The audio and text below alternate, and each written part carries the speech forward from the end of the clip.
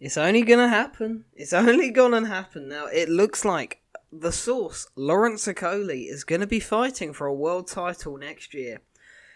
This isn't overly surprising. He was high in the WBA rankings. It looked like he was going to fight Denis Lebedev before he went and fight it for, what's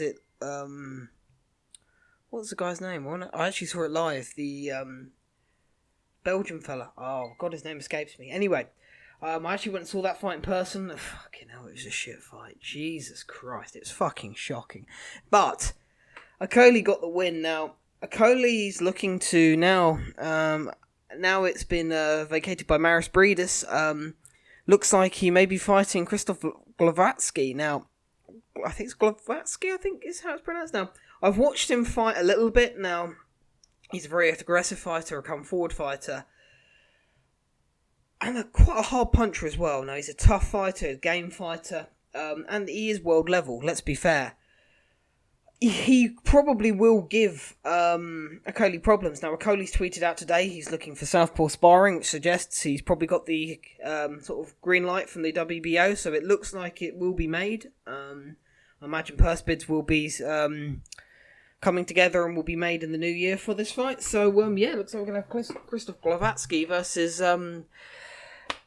none other than Lawrence Okolie for the WBO cruiserweight title. Now, first things first, what do I think of the fight? Now, I think it will be a good fight. Now, I actually favour Okolie. Look, Okolie at cruiserweight, I think, is a very difficult person to beat. I'm not saying I think he's a good fighter, necessarily, not a high-level, brilliant, to-watch fighter, but with his size, he's 6'5", he's a bit of a weight bully, he leans on you, he mauls you, he sort of just wrestles you about. Now, at cruiserweight, I think that will get him wins at cruiserweight. Now, eventually he's going to want to step up to heavy, and I'll be honest, I don't think he's going to have much success at heavyweight. I mean, I stand to be proven wrong, but I don't see the same tactics working well against a 250, 260 pound man. They will just maul him, and it won't end well for him. But this messy inside fighting that he's deployed, that I don't think is ever going to win him many fans, it's getting the job done. And it's getting the job done at increasingly a higher level. And I don't know why, but I just have this sneaking suspicion that he'll probably be able to pull it out. You know, I would actually go in and make him a favourite in this fight, just because he has the ability to just make it ugly. And Glowacki likes to fight up close, and if he tries to get in and maul him up close, he'll just get tied up. You know, and with those long levers that Okolie's got, if he can sort of keep the distance and keep it, tie him up on the inside, as he can do very well.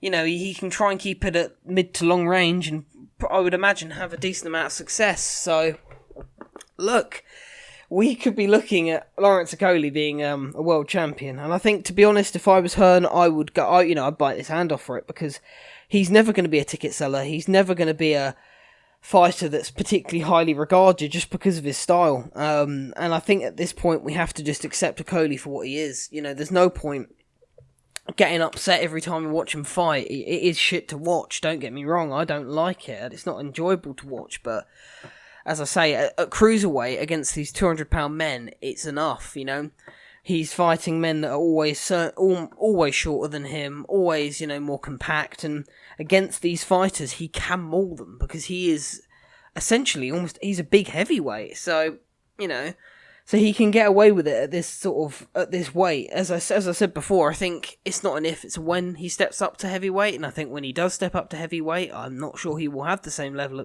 of success. In fact, I'm pretty much certain he won't, but if you're asking me, if this Krzysztof Glowacki fight gets made, if I favour him, I probably do, just because, as I say, he has this sort of ability to sort of just grind out wins, and I think he probably will be able to do it. So it'll be interesting to see, because, as I say, Glowacki is a good fighter. He's a world level fighter in his own right. I'm not just writing him off, and he's a game fighter, and I will be very interested to see what he can do up close, because he likes close range, and he likes getting off combinations and being very spiteful.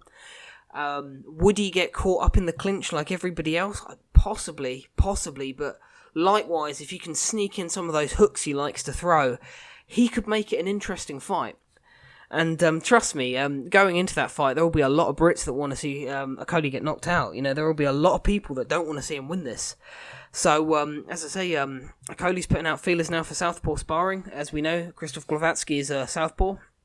The WBO have announced that, you know, as it's been vacated, the WBO by Maris Breedis, that it will be between the number 1, number 2 contender, which is those two. So, yeah, it looks like we may well be getting that fight. So, be very interested to see how that one plays out, and be very interested to see what you guys think. But let me know what you think of this potential matchup, and who would you make favourite.